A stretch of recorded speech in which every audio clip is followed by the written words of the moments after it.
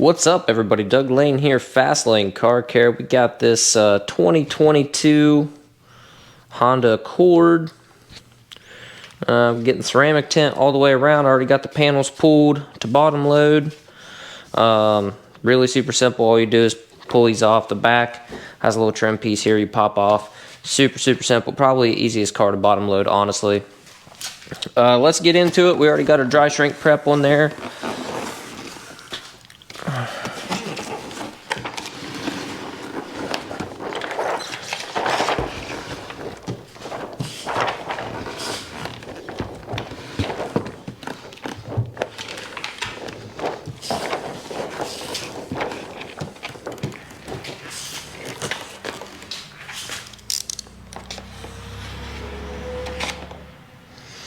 Using Geo Shields Apex 5% on this one. I want to show you guys something here before we get too carried away. My guy told me that he marked off where he wanted his line on his strip, and he sure did. He marked her off, which is cool. That's about where I was going to put it anyway, but I like when the customer, makes that decision on their own, and that way I don't have to worry about them coming back saying, man, it's too tall or too short or whatever. So, yeah, it is what it is. Like essentially every other back window I do, I don't tack really the sides. I just make a line across. I don't know. The H pattern just always got me into trouble. Like when I actually laid the sides down. And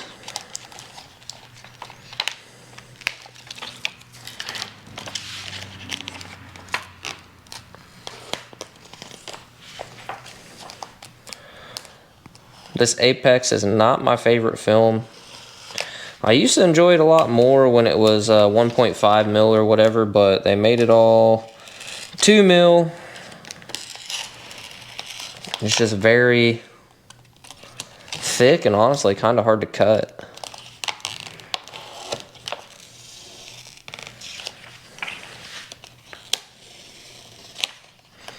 What I'm doing is I'm kind of lifting up because I don't want to cut the glass and I don't want to slice this seal. If this was like a regular film, it'd be pretty easy to just cruise along there and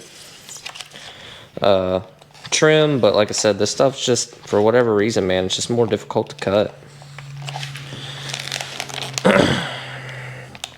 Which doesn't make it a bad film. Just not my favorite.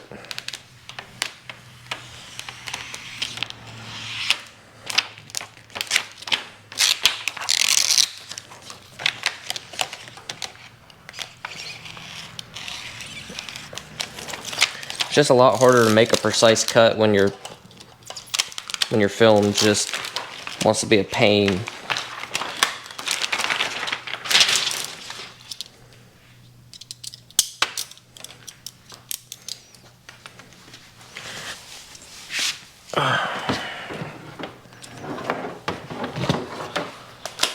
So before we get the heat shrinking,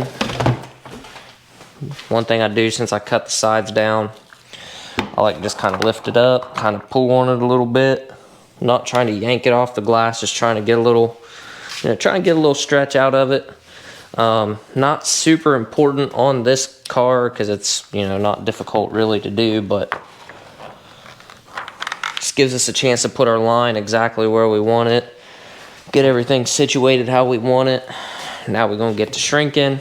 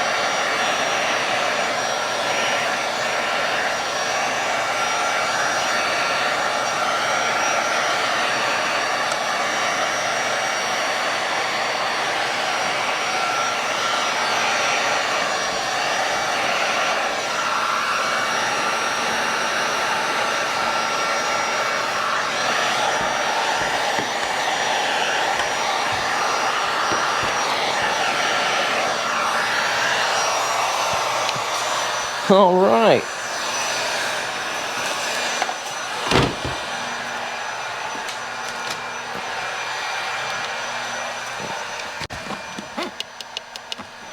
That is that. We messed around, did a little, I guess you could call it a no-touch shrinky shrink.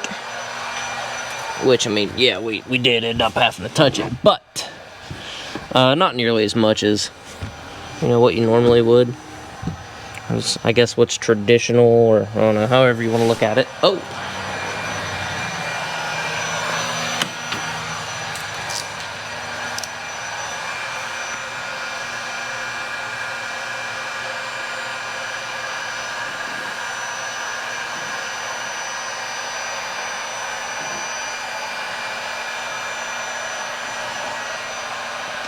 I like to keep this bottom corner very tight because almost every time there's a piece of foam right down in here, and it will mess up your cut. If you touch it with your film, obviously your film's not going to lay. So really the whole thing I cut pretty tight. A little bit of leeway on the bottom and a little bit on the top. Not too much on the bottom because there's another seal down in there. If you touch it, obviously, film's not going to lay and you're going to have a bad time.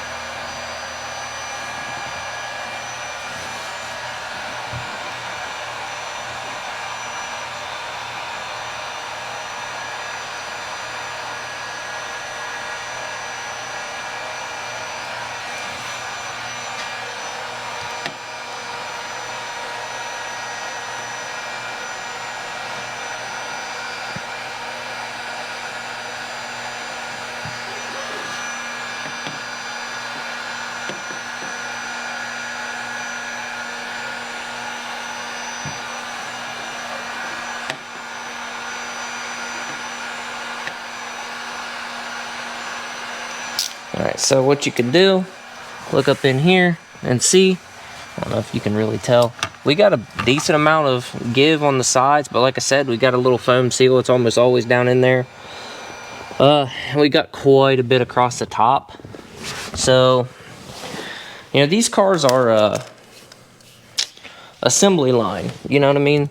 So they're not all going to be 100% the same. So you'll get some that, you know, that little foam seal is only on the driver's side. I've seen it on both sides. And, you know, just kind of one of those things. I just like to plan ahead, prepare for that. And, yeah. Not really a big deal, but it can catch you off guard, so...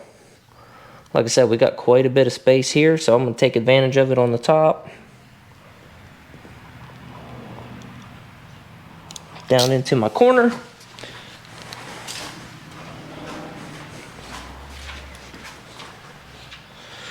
Repeat the same on this side.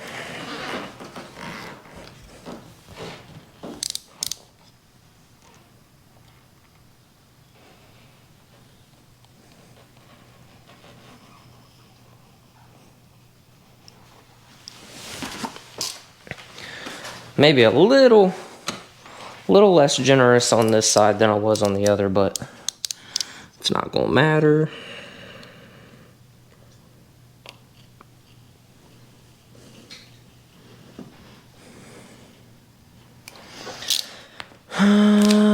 Let's see if we cut it all the way through. It's always a gamble. You always want to be careful. I'm just not pulling really at all, because the last thing I want to do is hit a spot that I maybe didn't cut through or whatever and yank on it and then tear into my workspace. Beautiful.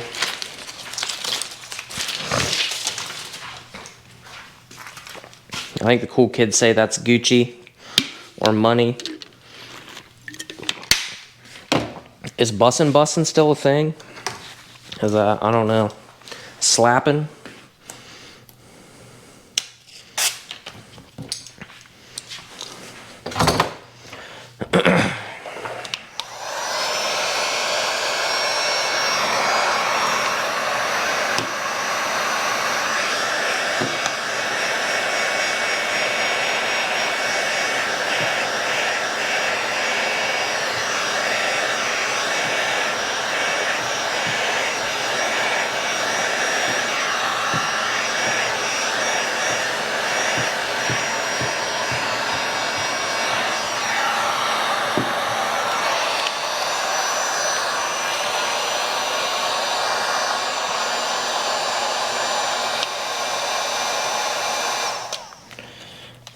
It's the most annoying part about that heat gun, man. It better last for freaking ever.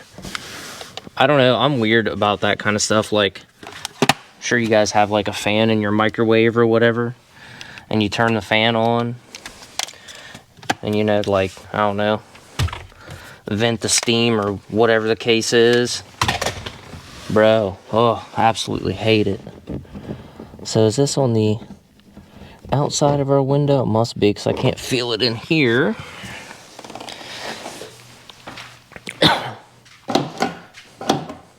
If you guys have watched the videos before, like recently, you'll know I got the little external mic set deal, and I don't know. It adds quite a bit of weight to the GoPro. I don't know, maybe I just have like a little head or something, and it just doesn't want to stay on my head securely, so I find myself adjusting it quite frequently. But I always hate when videos have crappy audio. That's like my biggest pet peeve. If they have crappy audio, I hate watching them. Probably because I'm partially deaf, so like, I don't know. It's probably why like the microwave and stuff bothers me. Like that just constant whoosh, the fan, that thing, just sitting there, whoosh, I don't know. It just drives me nuts. Just like I said, like videos with bad audio. Let's see. So the one downside about these Accords, you got speakers down here, which generally you just get them a little wet. They're not going to be, you know, it's not going to be an issue, but you do want to be kind of mindful.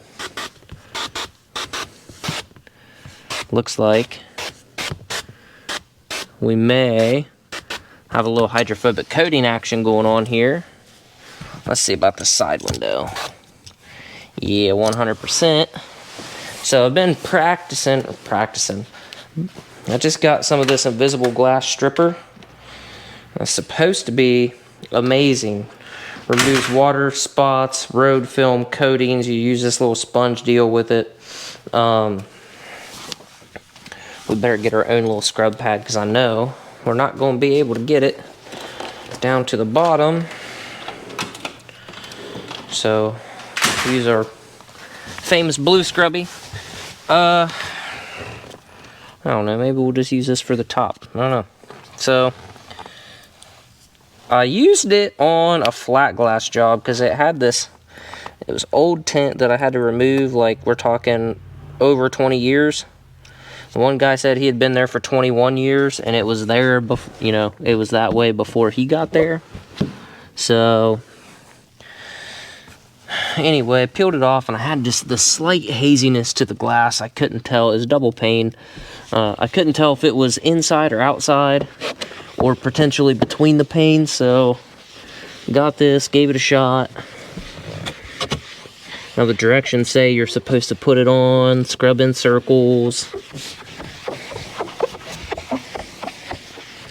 It's got mild abrasives to it.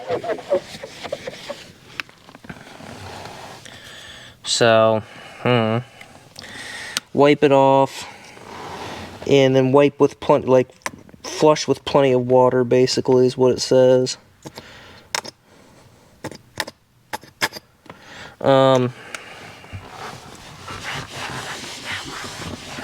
Get that cleaned up.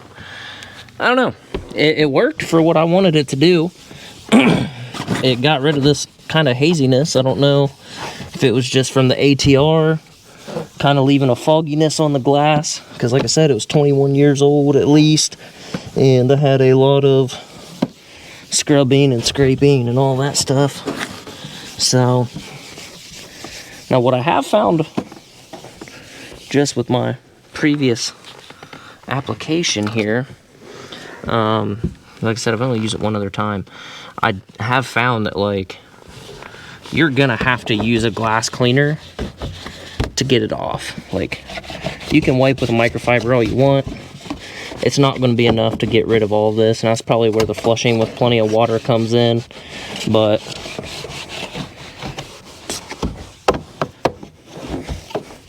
this is just for the hydrophobic coating. So go ahead, just get all this off as much as we can. We're still going to hit it with the scrub pad, with the SOS pad, so we can do this steel wool, get rid of this defroster junk. It's kind of probably tough to see with the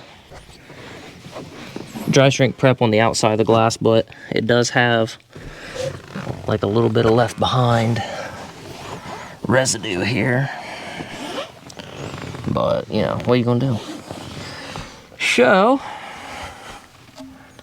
wrap this guy up.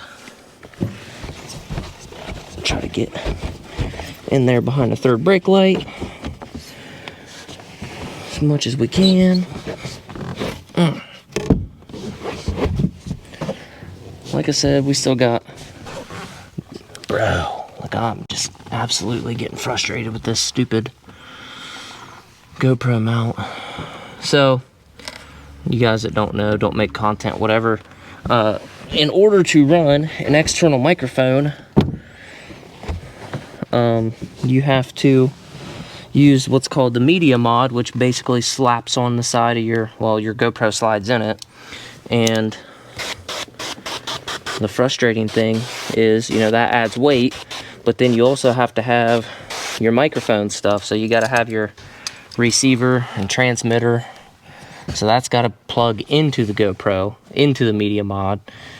So, and then, you know, you can put your mic on your shirt or whatever. But anyway, check it out. It's beaten up very nicely. So hit her with the steel wool pad.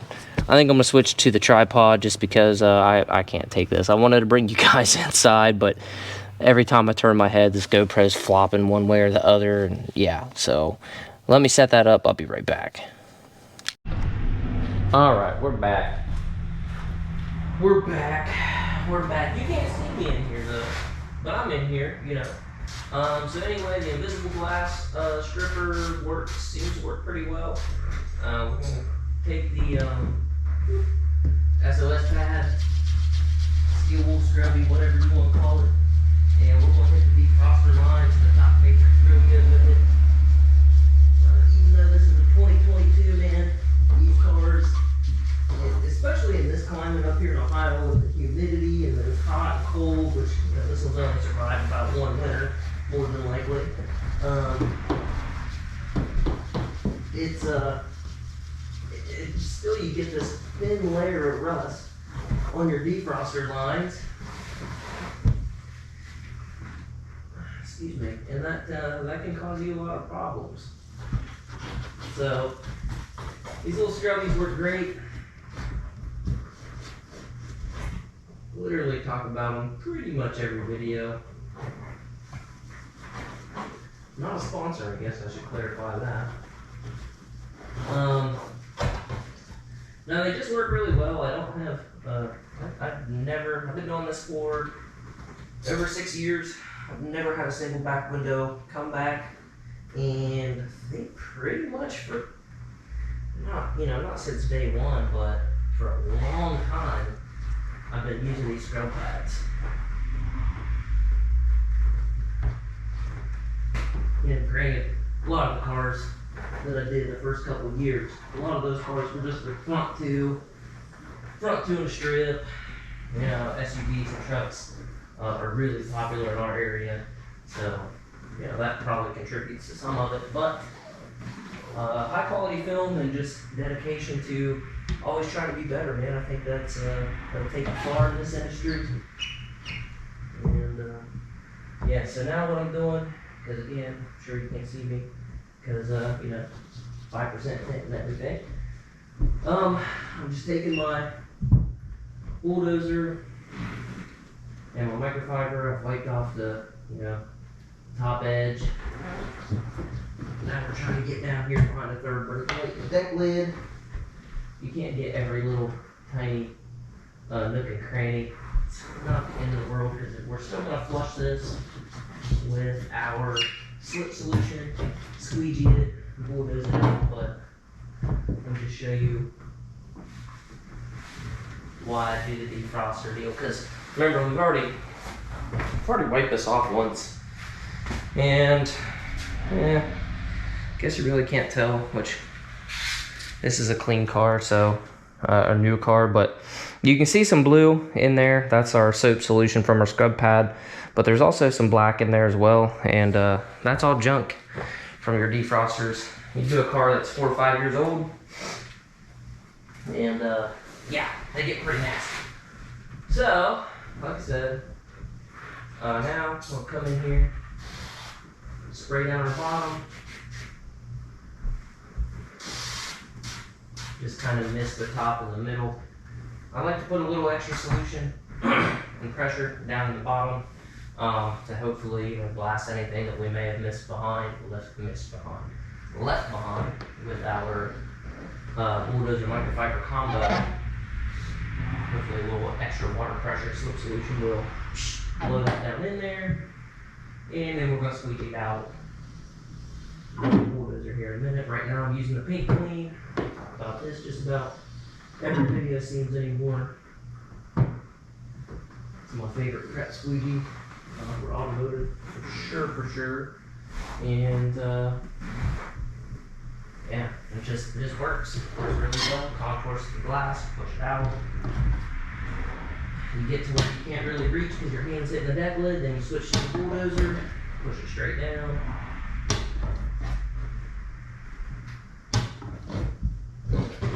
Get behind that third brake light.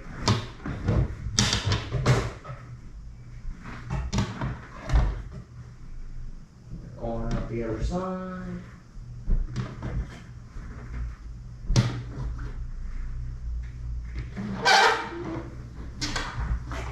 There we go. Push it all out that side. Now we're going to do the same thing. We're going to put a little extra slit behind that third brake light. And I'm only going to do the middle right now. Most of the time I don't even do that part until after I get the outside ready, but just doing the middle and bottom, it's just going to let gravity, while we're doing this, gravity's going to take care of anything that we may have missed. The darker your window tint, the more imperfections will stick out.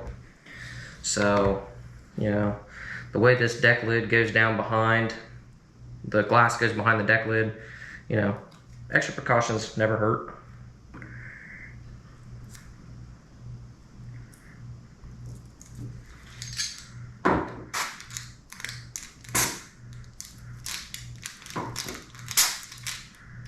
Come on now. There we go.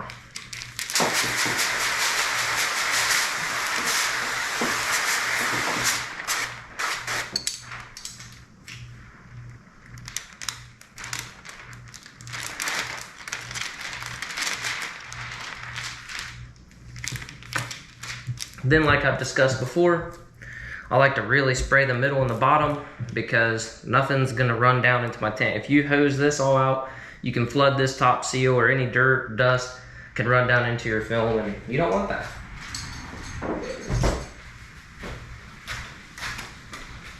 I should honestly charge people for making these videos. I mean, I'm just not saying that I'm the best or the best content creator or anything like that, but dude, I just continuously put out videos for free that show you stuff in a matter of minutes that took me years to learn or figure out, or whatever. And yeah, so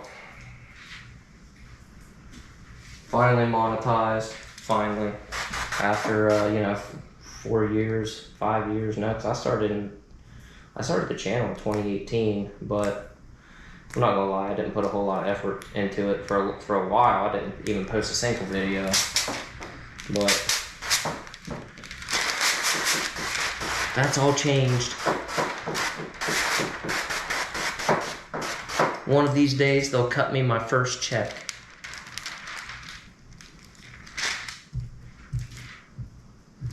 A lot of these YouTube content creators, they don't want to let you know, but the cool thing about YouTube is, you know, you may only make, depending on how big the channel is and all that stuff, you may only make a couple $100 on a video, which, you know, to a lot of you people probably sounds like a lot, but if you knew how much longer it takes, like this is a 2-hour car. I can have this done in 2 hours, but when you have to change camera angles and mess with just, you know, making sure your batteries are charged, making sure your microphones are charged, making sure your, you know, your stupid little pin for your GoPro, the little nut that, you know, holds it all together, making sure you've got that, all that stuff, it adds a lot of time, not even considering the editing portion of it. And then if you gotta pay somebody to edit your stuff, you know, that's an expense. But to the original point, the cool thing about that is that one video may only pay you a couple $100, but it pays you every single month. And the more videos you have out, and the more videos people watch, the more money you get paid. I'm gonna let you guys in on some games. YouTubers that are like, oh, excuse me. They're like, oh, you know, buy our merch, support the channel. YouTube doesn't pay enough, blah, blah, blah, blah, blah. Bro, I don't know. I mean, I haven't even got my first check. And I'm just looking at my analytics for my little bitty channel that, you know, I just kind of started. Because I thought it was going to be passive income, and quickly learned that that is not the case. But, you know, some creators talk about how, you know, they were monetized for months before they got their first check. So YouTube only pays out when they owe you $100 or more. So it took them months to earn $100 on the platform, and I got monetized late August. I'm coming up on my first month. And they're about $20 away from owing me a check. So, not to toot my own horn or anything, but I'm just saying, I think there's a lot of YouTubers out there that play the victim. You know, they act like they're not being treated fairly or whatever. Meanwhile, they're making $20,000, $30,000 a month. I've seen some analytics from some other channels. Obviously much bigger than mine, and of course it depends on what your niche is, like what your channel makes, videos that trend a lot, you know, that have a wide audience, they obviously perform much better than stuff that really nobody's interested except for people in a particular industry, like window tint, you know.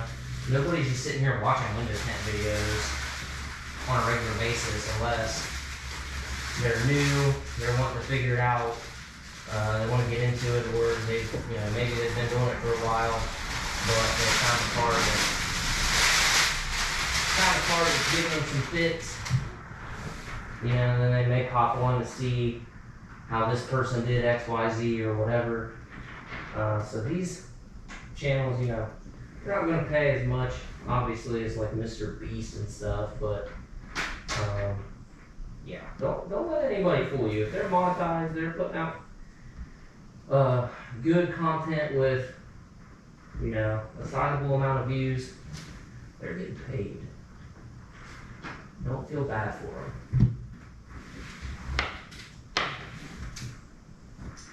I saw a guy let it slip, and I don't know how much, you know, you guys know, Now, why didn't you tell me that was crooked?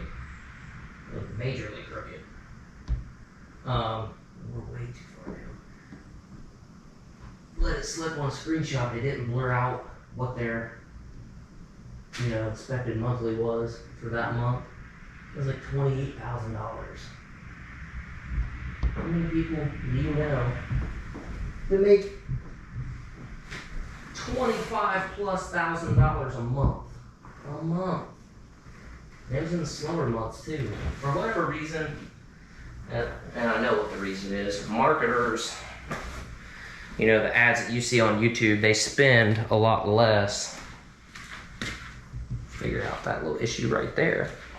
They spend a lot less during December and January because they've, run out their ad budget for the year, for the fiscal year, and usually January, February-ish, they start getting their next year's fiscal budget figured out, and then they start marketing again, buying ad space and stuff like that. So a lot of YouTubers, you may notice, they don't put out their best work, or they don't put out as many videos during those quote-unquote slower months.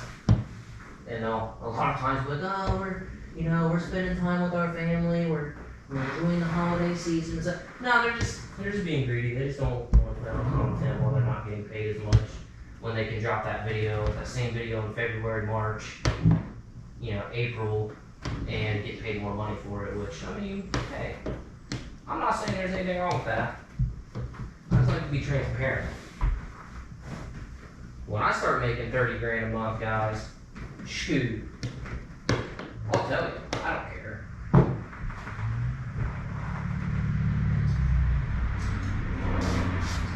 I don't care. I want everybody to win. I want everybody to be millionaires. And then some people say, oh, that's not physically possible, it's not feasible, becoming a millionaire, blah, blah, blah, blah. I don't know, man. I don't know. I'm not going to say it's impossible. I can understand the arguments to it, but at the same time, I think a lot of people don't realize that there's literally millions of people on this planet. There are so many different ways, now more than ever, to make money. Like, teaching you guys how to tint, even if you're in my area, it's not going to break me. You know what I mean? I'm not going to lose money because I teach you how to do what I do. I can't tell you how many times people will come to me and say, man, I used to tint, or I tried to tint, or whatever, and I just don't have the patience for it. And just because you know how to do something doesn't mean that you really want to do it and make a living at it. I know how to do construction stuff. I grew up building houses with my grandpa. I didn't go to daycare during the summer when school was out. I went to work, even when I was like 5, 6 years old. Does that mean I want to build houses? No, not really. It's just not my calling, it's not my thing. Could I do it if I had to? Yeah, I'm pretty confident that I could, but I just don't want to.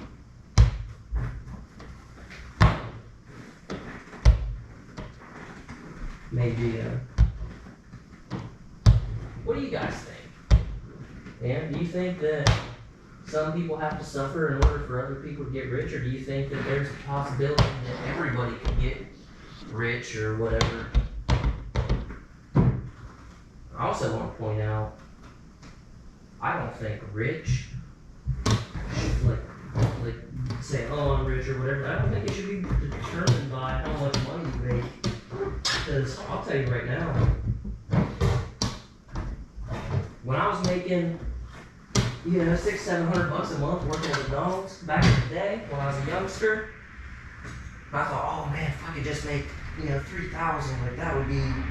Well then, I got a better job and blah blah blah. Started making $3,000 a month. Well then, that was cool and all, but then, it's like, well, I want a different house or a bigger car, whatever.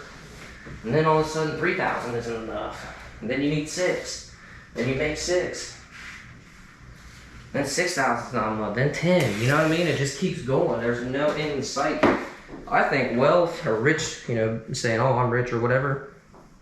I'll tell you how I determine it. It's freedom. You know, some people are like, oh, he doesn't have a shop. He's, you know, he doesn't know what he's doing, whatever, because he works out of his garage. Man, you OGs know I had a shop. I've been there and done that. But you know what sucks? You take on, excuse me, a big payment like that, right? Doesn't matter if you lease it or if you buy it. If you buy it, it is a lot better, but the, you know, commercial lending is a whole different animal than, you know, you just deciding you want to buy a house or a car as a person with a W-2. Like, it's much more difficult for businesses to get funding for, you know, $300,000-$400,000 buildings. But all that aside, let's say, you know, like around here, you're not getting a decent location for less than $1,500 a month. So you look at your average ticket price and say, okay, I've got to do about 8 extra cars. Like, I'm already busy. I'm working about as many hours as I possibly can. And I gotta find time to do 8 more cars, or else I gotta take a loss, right? Money comes out of your pocket. So, you know, that's not cool. You know, so then you gotta, okay, well, now I gotta work harder, or I gotta do this or do that or whatever. Is it really worth it? So then you can say, oh, well, with the shop I can make, you know, $15,000 a month. Okay, but then you're paying out, you know, $1,500 plus utilities, plus bill, you know, this, that, and the other. Plus, you know, if you have a crappy landlord, you've got to deal with that whole mess. Like, it ain't all glitz and glamour. But there we go. There's the back window.